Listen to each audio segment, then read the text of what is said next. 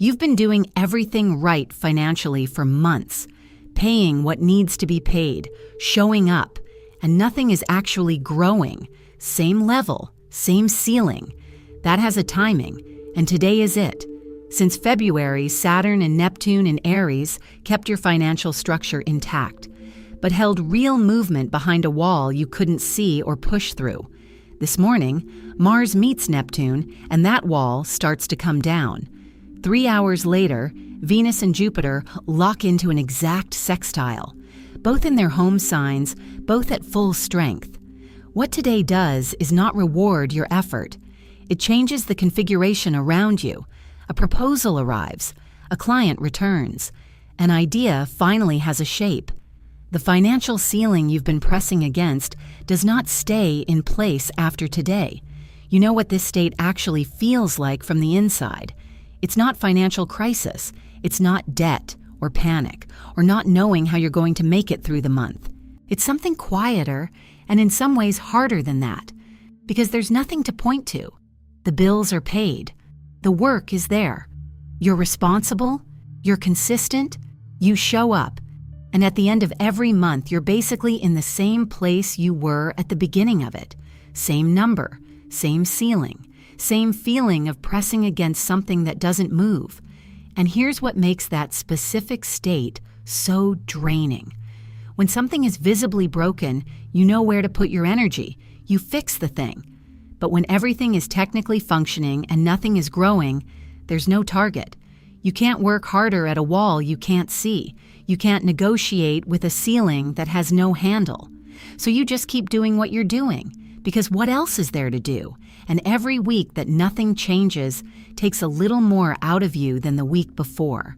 Not because you're giving up, because you're not giving up. And it's still not moving.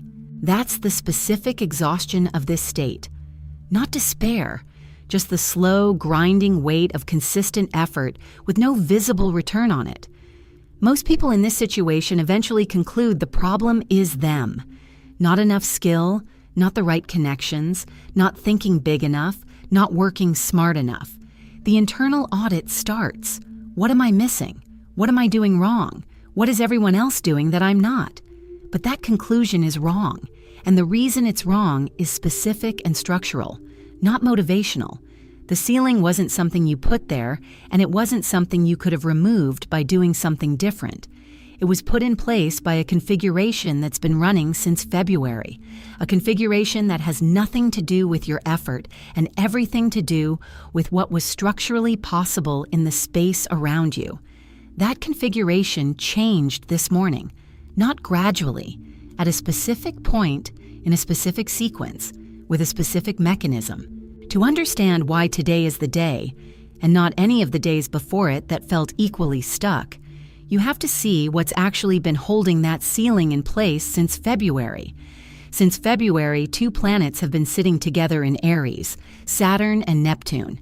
And that combination is the exact mechanism behind every month that looked the same as the one before it. Here's what Saturn does in the financial picture. It holds structure. The existing income, the existing pattern, the existing way your money moves in and out. Saturn keeps all of that exactly where it is. Stable, predictable, unchanged. And in one sense, that's not a bad thing. The structure didn't collapse. The floor held. You stayed functional. But Saturn doesn't just hold what's good. It holds everything, including the ceiling. Neptune is different. Neptune works on what's possible, specifically on your ability to see and reach what's possible.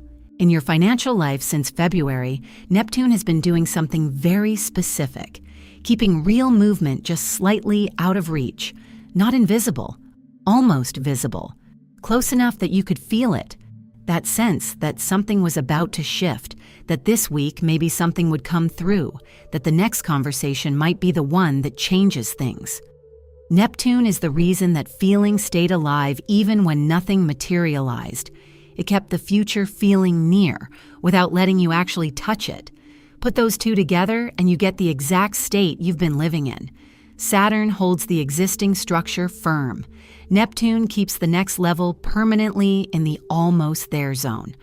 You're stable enough to keep going and stuck enough to not actually move. The ceiling isn't coming down and you can't get above it, and there is no action you could have taken to change that, because the ceiling wasn't yours to move. It belonged to the configuration. That's the part that matters most here. The ceiling was external. It was structural. It was created by two specific planets in a specific relationship that has been running since February. And it would have stayed exactly where it was, regardless of how hard you pushed or how smart your strategy was. More effort wouldn't have touched it. A better plan wouldn't have touched it, because the problem was never your effort or your plan. And here's the thing about Neptune specifically that's easy to miss. Neptune in this position is also the reason you didn't just walk away from your financial goals and accept the plateau as permanent. Neptune keeps the future visible. It holds the sense that something is coming. And that sense is real, not imaginary, not wishful thinking. It's an accurate read of a real thing that is genuinely close. The reason you kept going, the reason you didn't give up despite months of the same result, is because Neptune was accurately showing you that the next level exists and is near. It just couldn't let you reach it yet. The wall it held wasn't a lie about the future. It was a temporary structural barrier with a specific expiration. That expiration is today. Earlier this morning, before most people were awake, Mars moved to the exact same degree as Neptune in Aries. Not nearby, exact. And that contact, Mars hitting Neptune at the precise point, is what started the sequence that ends with the ceiling coming down. Mars is the first trigger. What it did to Neptune in the early hours of this morning is the direct reason what happened 3 hours later was even possible. That sequence is what needs unpacking, because the two events this morning are not separate. They're one movement in two steps. The first step happened in the early hours of this morning. Mars reached the exact degree where Neptune has been sitting, the same point, the same minute of arc. And what that contact does in the financial picture is specific. Mars in this context is desire with direction.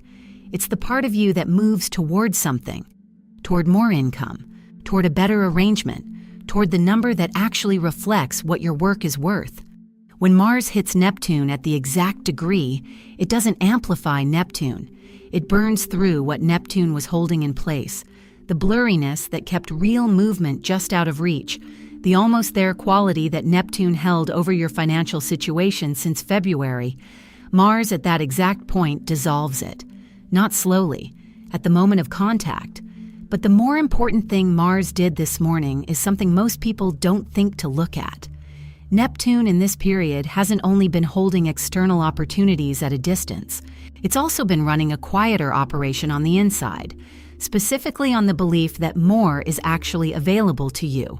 That low-level thought that says, this is just how things are, that the ceiling is normal, that wanting more than the current level is somehow not realistic for your specific situation. That thought isn't a personality trait, it's a Neptune effect. And Mars at that exact degree this morning removed it. The internal block went first.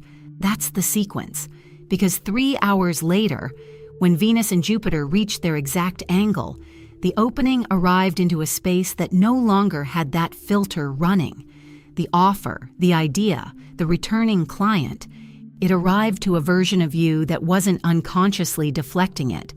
Venus at 16 degrees and 47 minutes of Taurus, Jupiter at 16 degrees and 47 minutes of Cancer, both planets at the identical degree at the identical moment, and both in the signs they rule, which is not a small detail. Venus rules Taurus. Jupiter is most powerful in Cancer. When a planet is in its home sign, it operates without friction, at full capacity, without the drag of an uncomfortable placement. Both of them simultaneously at full strength, at the same exact degree, forming a direct line between them. Venus in Taurus in the financial context is precise. It's the actual money, not abstract wealth, not general abundance, but the concrete number, the specific offer, the real value of what you provide and what you're willing to accept in exchange for it. It doesn't deal in approximations. It deals in what is tangible and real and present. Jupiter in Cancer expands through safety, not through a risky leap into something unknown, through something that already has ground under it, an existing relationship that moves into a new arrangement, a familiar space where there's already some trust, a direction that doesn't require you to start from zero. What the exact angle between them opened this morning is something at the intersection of those two things: real financial value, a concrete number, a real proposal, an actual shift in what's coming toward you, arriving through something that already has some stability and familiarity to it, not a stranger with a cold offer, something closer to home than that. The hook describes the specific forms this takes. A proposal arrives, a client returns, an idea finally has a shape. Any one of those is enough to change the trajectory. And in each case, the movement is coming from the configuration, not from anything you did this morning, not from a new strategy you launched. The conditions around you changed. What couldn't get through before can get through now. That distinction, configuration changing versus effort being rewarded, is not a minor point. It changes what you actually do next. Most people, when something finally shifts after a long, stuck period, look inward. They ask what they did right. They try to identify the action that made the difference. They review the last few weeks looking for the thing that finally worked, so they can do more of it. That instinct makes complete sense, but it's the wrong read for what happened this morning. What changed today wasn't a result of what you did. The configuration around you changed. Venus and Jupiter moved into an exact angle at full strength. And that geometric relationship between two planets at their maximum power altered what was structurally possible in your financial situation. Not because you earned it, not because your effort crossed some invisible threshold, because the external conditions are different now than they were yesterday. And that distinction matters more than it might seem, because the person who reads today as a reward for effort looks inward. They assess whether they deserve what's coming. They measure the incoming offer against what they think they've earned and filter it through months of accumulated doubt about whether more is actually available to them. That filter is exactly what Mars burned through this morning at the exact degree. And re-engaging it now, on this specific day, is the one way to miss what the configuration just opened. The person who understands that the configuration changed looks outward. They notice what's arriving. They pay attention to what's different about today's conversations versus last week's. They register the proposal that comes in without immediately building a case for why it might not work out. They respond to the returning client without the background calculation of whether this is too good to be real. Two different orientations, two different results from the same open door. Here's the practical version of this. Venus in Taurus at full strength is about knowing what you're worth and being willing to receive it. Not negotiating against yourself, not accepting a number that's below what the moment is actually offering, because some part of you is still calibrated to the ceiling that was there yesterday. The ceiling isn't there anymore, but the muscle memory of it is still running, and it will keep running unless you consciously notice it. Jupiter in Cancer expands through what's familiar and already trusted, which means the movement today doesn't arrive as something dramatic and obvious. It arrives in a form that's easy to underestimate. An email from someone you've worked with before, a conversation that takes a slightly different turn than you expected, a number that's better than what you'd pre-calculated in your head, small on the surface, significant because of what it represents, the first concrete form of a configuration that just changed. The hook says it plainly. What today does is not reward your effort. It changes the configuration around you. The effort was real. The months of showing up and holding the structure together while nothing visibly moved, that was real, and it cost something. But today isn't payment for that. Today is a different day with different conditions. And the only thing required right now is to look in the right direction, outward at what's arriving, instead of inward at whether you deserve what's coming. Tomorrow brings another piece of this, a specific kind of information that arrives unexpectedly And the only reason it lands as information rather than noise is because today already shifted the ground underneath it. So where does the movement actually show up? In what form? In which part of your financial life do you look first? That answer comes directly from what Venus and Jupiter are each doing, because they're not generic good luck planets today. They're operating in specific territory with specific weight. Venus in Taurus is money in its most concrete form, not investment strategy, not long-term planning. The immediate, tangible value of what you do and what you're willing to accept for it. A number on a proposal, a rate you quote, a price you put on something you've been undercharging for. Venus in Taurus at full strength this morning is specifically about that gap, the one between what you've been accepting and what your work is actually worth. If there's been a version of that gap running in your financial life, today is where it starts to close. Not because you finally found the courage to ask for more, because the configuration that made accepting less feel necessary is no longer there. Jupiter in Cancer is the direction that movement comes from. And Jupiter in Cancer doesn't bring opportunity from cold, unfamiliar places. It expands through what's already warm, an existing client, not a new one, a relationship that already has some history in it, a project in a space you already know, rather than a leap into something completely uncharted. If you're looking for where today's opening arrives, look at what's already in your field, the person you've worked with before, the conversation that's been half open for weeks, the idea that's been sitting in the almost ready zone. Jupiter in Cancer takes the familiar and makes it bigger, which means today's signal probably doesn't announce itself loudly. It arrives in something you might be tempted to half notice and set aside, a message from someone you weren't expecting to hear from, an offer that comes in through a connection you already have rather than a new one, an internal shift where something you've been sitting on, a price increase, a proposal you kept almost sending, suddenly feels less complicated to actually do. That last one is worth staying with for a second. The internal block that Mars dissolved in the early hours of this morning, the background thought that said more isn't really available to you specifically, that thought was affecting more than just how you received incoming offers. It was affecting what you initiated, the email you almost sent and didn't, the rate you thought about raising and then decided wasn't the right time, the conversation you kept putting off because something about it felt premature. It wasn't premature. The configuration just wasn't ready. Today it is. And the things you were about to do but held back on, they have a different quality now. Not because you changed, because what was holding the ceiling in place is gone, and the moves that felt like too much before are now simply moves. The practical orientation for the rest of today and into tomorrow is the one. The closing of this sequence describes exactly, not excitement, not urgency, not a sudden need to act on everything at once. Something quieter. Just paying attention differently, noticing what arrives in the familiar spaces, responding to what comes in rather than waiting for something dramatic, and staying available to the unexpected piece of information that tomorrow brings. Because that piece is already in motion, and it lands differently when you know what it's part of.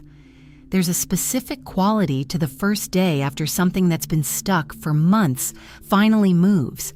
It doesn't feel like you expected it to feel. After that long pressing against the same ceiling, after months of consistent effort with no visible return, the mind builds a picture of what relief will look like.